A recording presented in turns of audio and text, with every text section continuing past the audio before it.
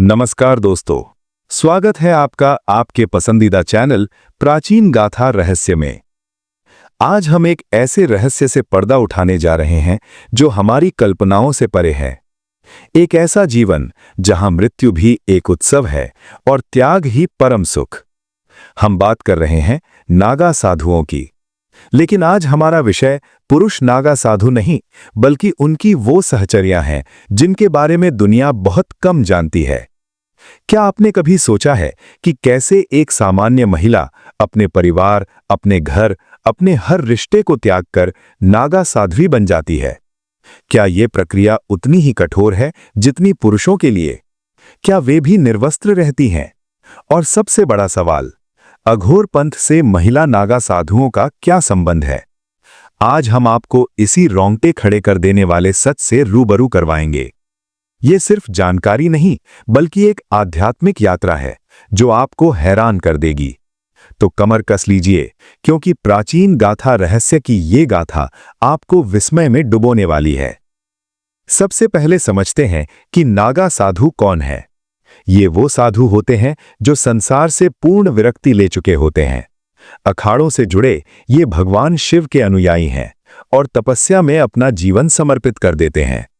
इनका जीवन अत्यंत कठोर होता है, जिसमें भौतिक सुखों का कोई स्थान नहीं होता। इन्हें अक्सर कुंभ मेले के दौरान देखा जाता है, जहां ये शाही स्नान में सबसे आगे होते हैं। लेकिन क्या आप जानते हैं कि पुरुषों की तरह महिलाएं भी इस कठिन मार्ग को अपनाती हैं? इन्हें नागिन या महिला नागा साध्वी कहा जाता है। हालांकि इनकी संख्या पुरुषों के मुकाबले काफी कम है, लेकिन इनका समर्पण और त्याग किसी भी मायने में कम नहीं। ये वो महिलाएं हैं जिन्होंने जीवन के हर बंधन को तोड़कर आध्यात्म को अपनाया है। ये समाज की उन रूढ़ियों को तोड़ती हैं जहां महिलाओं को अक्सर घर गृहस्थी तक सीमित माना जाता है।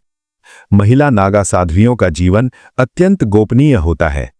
वे आमतौर पर सार्वजनिक जीवन से दूर रहती हैं और अपनी तपस्या में लीन रहती हैं। यही कारण है कि इनके बारे में जानकारी बहुत कम उपलब्ध है। आज हम इसी गोपनीयता की परतें हटाएंगे और जानेंगे इनकी जीवन शैली और इनकी दीक्षा प्रक्रिया के बारे में। अक्सर लोग नागा साधुओं को अघोरियों से जोड़कर देखते हैं और कई बार महिला नागा साध्वियों को भी अघोरिन समझने की भूल कर बैठते हैं। लेकिन दोस्तों, ये एक बहुत बड़ा भ्रम है। अघोर पंथ और नागा साधुओं की परंपराओं में मूलभूत अंतर है। अघोरी शिव के भैरव रूप की पूजा करते हैं। वे शमशान घाटों पर रहते हैं, चिता भस्म लगाते हैं और मृत्यु को जीवन का अंतिम सत्य मानकर उससे भयमुक्त होते हैं। उनकी साधना पद्धति आमतौर पर वाम मार्गी कहलाती है, जिसमें कुछ ऐसी प्रथाएं भी शामिल हैं जिन्हें समाज अक्सर स्वीकार नहीं करता, जैसे शव साधना या मांसाहार। अघोरियों का उद्देश्य मोक्ष प्राप्त करना होता है, लेकिन उनकी विधियां अत्यंत उग्र और असामान्य हो सकती हैं। कुछ अघोरी तंत्र मंत्र और सिद्धियों में भी विश्वास रखते हैं। इसके विपरीत महिला नागा साध्वियां मुख्य रूप से दशनामी संप्रदाय, जो आदि शंकराचार्य द्वारा स्थापित किया गया, के विभिन्न अखाड़ों से जुड़ी होती हैं। इनका जीवन अत्यंत सात्विक और कठोर तपस्या वाला होता है। ये भस्म तो लगाती हैं, लेकिन शमशान घाटों पर वास करना या अघोरियों जैसी उग्र साधनाएं करना इनकी परंपरा का हिस्सा नहीं है। ये शिव के साथ साथ शक्ति की भी उपासक होती हैं। इनका मुख्य उद्देश्य मोक्ष और आत्मज्ञान की प्राप्ति होता है, लेकिन इनकी साधना पद्धति पूरी तरह से आध्यात्मिक और शास्त्रोचित होती है। कुछ प्रमुख अंतर। वस्त्र। अघोरी पुरुष और स्त्री दोनों ही वस्त्रों को लेकर बहुत कम प्रतिबंध रखते हैं, जबकि महिला नागा साध्वियां हमेशा भगवा वस्त्र में ही रहती हैं। खान पान। अघोरी मांसाहार या अन्य प्रकार के भोजन को भी ग्रहण कर सकते हैं, जबकि नागा साध्वियां केवल सात्विक और शाकाहारी भोजन करती हैं। रहने का स्थान। अघोरी अक्सर शमशान घाटों या निर्जन स्थानों पर रहते हैं, जबकि नागा साध्वियां आमतौर पर आश्रमों, मंदिरों या हिमालय की कंदराओं में वास करती हैं। साधना विधि। अघोर की साधना वाम मार्गी और अत्यंत जटिल हो सकती है, जबकि नागा साध्वियों की साधना शुद्ध आध्यात्मिक होती है, जिसमें योग, ध्यान और मंत्र जप शामिल हैं। संक्षेप में, अघोर और महिला नागा साध्वियां दोनों ही समाज की मुख्य धारा से अलग हैं, लेकिन उनकी जीवन शैली, उद्देश्य और साधना पद्धतियों में महत्वपूर्ण अंतर है। महिला नागा साध्वियां पवित्रता और संयम का प्रतीक होती हैं। अब हम आते हैं उस सबसे महत्वपूर्ण और रोंगटे खड़े कर देने वाले हिस्से पर, जहां हम जानेंगे कि आखिर एक सामान्य महिला कैसे त्याग और तपस्या की प्रतिमूर्ति, एक नागिन बनती है। ये प्रक्रिया इतनी कठोर है कि इसे सुनकर आपकी आत्मा कांप उठेगी। ये केवल शरीर का नहीं, बल्कि मन, आत्मा और पहचान का पूर्ण त्याग है। पहला चरण, वैराग्य की अग्नि और गुरु की खोज। 6 से 12 वर्ष का तप। सबसे पहले महिला के भीतर संसार से पूर्ण वैराग्य का भाव जागना चाहिए। ये कोई क्षणिक मोहभंग नहीं, बल्कि जीवन की क्षणभंगुरता का गहरा अनुभव होता है। जब ये वैराग्य अपनी चरम सीमा पर पहुंच जाता है, तब वो किसी अखाड़े के महामंडलेश्वर या गुरु के पास जाती है। ये आसान नहीं है। अखाड़ा इतनी आसानी से किसी को स्वीकार नहीं करता।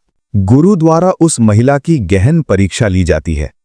ये परीक्षा 6 से लेकर 12 वर्षों तक चल सकती है।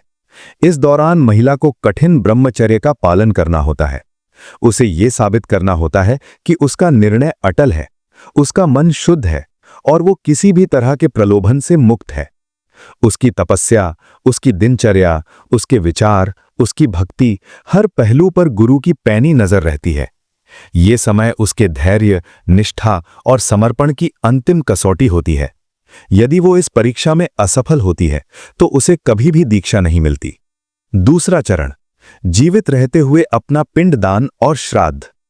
यदि महिला गुरु की परीक्षा में सफल हो जाती है, तो अगला चरण सुनकर आप स्तब्ध रह जाएंगे। उसे अपने परिवार, अपने मित्रों, अपने समाज, अपने अतीत, हर उस चीज से संबंध विच्छेद करना होता है जो उसे सांसारिक जीवन से जोड़ती है। इसके लिए उसे जीवित रहते हुए ही अपना पिंडदान और श्राद्ध करना पड़ता है। जी हां, आपने बिल्कुल सही सुना। वो अपने हाथों से अपने लिए, अपने परिवार के लिए, अपने हर संबंध के लिए मृत्यु के अनुष्ठान करती है। ये एक प्रतीकात्मक मृत्यु है, जहां वो सांसारिक जीवन को त्याग कर आध्यात्मिक जीवन में पुनर्जन्म लेती है। इस अनुष्ठान के बाद उसका अपने परिवार से कोई संबंध नहीं रह जाता। वे उसके लिए मृत हो जाते हैं और वो उनके लिए। ये किसी भी इंसान के लिए सबसे भावनात्मक और हृदय विदारक क्षण होता है, जहां उसे अपने हर रिश्ते का अंतिम संस्कार करना पड़ता है। तीसरा चरण, मुंडन और पवित्रता की ओर पहला कदम। पिंडदान के बाद उसकी पहचान मिटाने का अगला कदम होता है मुंडन। उसके लंबे बाल, जो अक्सर स्त्रीत्व और सुंदरता का प्रतीक माने जाते हैं, पूरी तरह से मुंड दिए जाते हैं। ये न केवल भौतिक रूप से उसकी पुरानी पहचान को मिटाता है, बल्कि अहंकार का भी त्याग है। मुंडन इस बात का प्रतीक है कि अब वो अपने सौंदर्य और अपने शरीर के मोह से मुक्त हो चुकी है। मुंडन के बाद उसे पवित्र नदी में स्नान करवाया जाता है। अक्सर ये स्नान कुंभ जैसे महापर्वों के दौरान होता है, जहां लाखों लोग एकत्रित होते हैं। ये स्नान उसके सभी पापों को धोकर उसे आध्यात्मिक रूप से शुद्ध करता है और उसे एक नया जीवन देता है। चौथा चरण, भगवा वस्त्र धारण करना, पहचान का परिवर्तन। पुरुष नागा साधु अक्सर निर्वस्त्र रहते हैं, जिन्हें दिगंबर कहा जाता है, जिसका अर्थ है दिशाएं ही जिनके वस्त्र हैं। लेकिन महिला नागा साध्वियों के लिए नियम अलग और सम्मानजनक हैं। मुंडन और स्नान के बाद उन्हें एक ही बिना सिला हुआ भगवा वस्त्र धारण करवाया जाता है। ये वस्त्र उनकी नई पहचान है, उनकी पवित्रता और त्याग का प्रतीक है। वे कभी भी निर्वस्त्र नहीं रहती। ये भगवा वस्त्र ही उनका एकमात्र आवरण होता है। ये दर्शाता है कि वे समाज के नियमों और मर्यादाओं का पालन करती हैं, जबकि साथ ही साथ वे सांसारिक मोह से भी ऊपर उठ चुकी हैं। पांचवा चरण, दीक्षा और गुरु मंत्र, नागिन का जन्म। ये दीक्षा प्रक्रिया का अंतिम और सबसे महत्वपूर्ण चरण है। अखाड़े के सबसे वरिष्ठ महामंडलेश्वर या आचार्य महामंडलेश्वर द्वारा महिला को दीक्षा दी जाती है। इस दौरान उसे एक नया नाम दिया जाता है, जो उसकी पुरानी पहचान को पूरी तरह मिटा देता है। अब वो अपने पुराने नाम से नहीं, बल्कि अपने नए आध्यात्मिक नाम से जानी जाती है। दीक्षा के समय गुरु उसे एक गुरु मंत्र देते हैं। ये मंत्र उसके इष्ट देव का मंत्र होता है, जिसका उसे आजीवन जप करना होता है। ये गुरु मंत्र उसके आध्यात्मिक मार्ग का आधार बनता है, जो उसे ध्यान और तपस्या में सहायता करता है। इस दीक्षा के साथ ही वो आधिकारिक रूप से एक नागिन या महिला नागा साध्वी बन जाती है। ये क्षण उसके लिए पुनर्जन्म का क्षण होता है। वो अब माई या साध्वी माता के रूप में जानी जाती है और अखाड़े की एक सम्मानित सदस्य बन जाती है। दोस्तों, दीक्षा लेना तो बस शुरुआत है। असली चुनौती तो उस क्षण से शुरू होती है जब एक महिला नागा साध्वी का चोला ओढ़ लेती है। ये जीवन फूलों की सेज नहीं, बल्कि अंगारों पर चलने के समान है। आइए जानते हैं उन 10 कठोर नियमों के बारे में जिन्हें सुनकर आपकी रूह कांप जाएगी। 1. 12 वर्षों का परीक्षण काल। दीक्षा से पहले का समय सबसे क्रूर होता है। किसी भी महिला को सीधे अखाड़े में प्रवेश नहीं मिलता। उसे कम से कम 6 से 12 साल तक एक साधारण दासी की तरह अखाड़े की सेवा करनी पड़ती है। इस दौरान उसे अपनी भक्ति, मानसिक मजबूती और ब्रह्मचर्य का प्रमाण देना होता है। अगर इस बीच उसके मन में अपने परिवार या पुराने जीवन की याद आती है तो उसे तुरंत बाहर का रास्ता दिखा दिया जाता है। 2. स्वयं का पिंडदान, मृत्यु के बाद का जीवन। ये नियम सबसे रोंगटे खड़े कर देने वाला है। दीक्षा के दिन वो महिला अपने ही हाथों से अपना पिंडदान और तर्पण करती है। हिंदू धर्म में ये कर्म मृत्यु के बाद परिवार द्वारा किया जाता है। इसका अर्थ ये है कि समाज और परिवार के लिए वो मर चुकी है। अब उसका न कोई माता पिता है, न भाई बहन और न ही कोई संपत्ति। वो एक जीवित प्रेत की भांति संसार से मुक्त हो जाती है। 3. श्रृंगार का पूर्ण त्याग और मुंडन। एक स्त्री के लिए उसके बाल उसका सबसे बड़ा श्रृंगार माने जाते हैं, लेकिन नागा साध्वी बनते ही उसका पूर्ण मुंडन कर दिया जाता है। वो कभी दोबारा बाल नहीं बढ़ाती। वो ना तो दर्पण, मिरर देख सकती है और ना ही किसी प्रकार का सौंदर्य प्रसाधन उपयोग कर सकती है। उसके चेहरे पर केवल भस्म और माथे पर तिलक ही उसका एकमात्र श्रृंगार होता है। 4. वस्त्रों की मर्यादा और कठोरता। जहां पुरुष नागा साधु दिगंबर यानी निर्वस्त्र रहते हैं, वहीं महिला नागा साध्वियों के लिए नियम थोड़ा अलग है। उन्हें एक बिना सिला हुआ भगवा वस्त्र यानी अधोवस्त्र पहनने की अनुमति होती है, लेकिन नियम यह है कि वे इस एक वस्त्र के अलावा कुछ भी धारण नहीं कर सकती। चाहे कड़ाके की ठंड हो या चुभती गर्मी, उन्हें इसी एक कपड़े में अपना पूरा जीवन काटना होता है। वे सुई धागे से सिला हुआ कोई भी कपड़ा नहीं पहन सकती। 5. भूमि शयन और ब्रह्म मुहूर्त का स्नान। एक साध्वी कभी भी पलंग, गद्दे या ऊंचे स्थान पर नहीं सोती। उन्हें केवल कठोर भूमि यानी जमीन पर चटाई या राख बिछाकर सोना होता है। उनकी नींद भी केवल 3-4 घंटे की होती है। उन्हें सूर्योदय से बहुत पहले यानी ब्रह्म मुहूर्त में उठकर ठंडे जल में स्नान करना अनिवार्य है, चाहे वो हिमालय की बर्फ पिघलाने वाली ठंड ही क्यों ना हो। 6. आहार का नियम, भिक्षा ही जीवन है। महिला नागा साधु स्वयं के लिए भोजन नहीं पकाती। वे केवल भिक्षा यानी भीख मांगकर अपना पेट भरती हैं। नियम यह है कि वे एक दिन में अधिकतम 7 घरों से भिक्षा मांग सकती हैं। अगर 7 घरों से कुछ न मिले तो उन्हें उस दिन भूखा ही रहना पड़ता है। भोजन पूरी तरह सात्विक होता है, बिना लहसुन, प्याज या मसालों के। वे दिन में केवल एक बार ही अन्न ग्रहण करती हैं। 7. भस्म लेपन और अघोर साधना का प्रभाव। यद्यपि वे अघोरियों से अलग हैं, लेकिन वे अपने शरीर पर चिता की भस्म या पवित्र धुनी की राख मलती हैं। ये राख उन्हें याद दिलाती है कि ये शरीर अंततः मिट्टी में ही मिलना है। ये भस्म उनके शरीर की कीटाणुओं से रक्षा करती है और उनकी साधना में एकाग्रता लाती है। 8. मौन साधना और एकांतवास। वर्षों तक ये साध्वियां मौन व्रत धारण करती हैं। वे केवल गुरु के सामने या मंत्र जप के लिए ही अपनी आवाज का उपयोग करती हैं। वे अक्सर हिमालय की ऐसी गुफाओं या जंगलों में रहती हैं जहां आम इंसान का पहुंचना नामुमकिन होता है। वे समाज की भीड़-भाड़ से कोसों दूर अपनी दुनिया में सिमटी रहती हैं। 9. अखाड़े के प्रति पूर्ण समर्पण।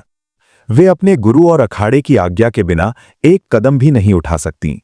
अगर अखाड़ा आदेश दे तो उन्हें धर्म की रक्षा के लिए शस्त्र भी उठाने पड़ते हैं। प्राचीन काल में नागा साधुओं की सेनाएं युद्ध लड़ती थीं और महिला नागा साध्वियां उनमें रणनीतिक और सहायक भूमिकाएं निभाती थीं। 10. कुंभ, एकमात्र सार्वजनिक मिलन। उनके जीवन का सबसे बड़ा पर्व कुंभ मेला होता है। केवल इसी समय वे दुनिया के सामने आती हैं।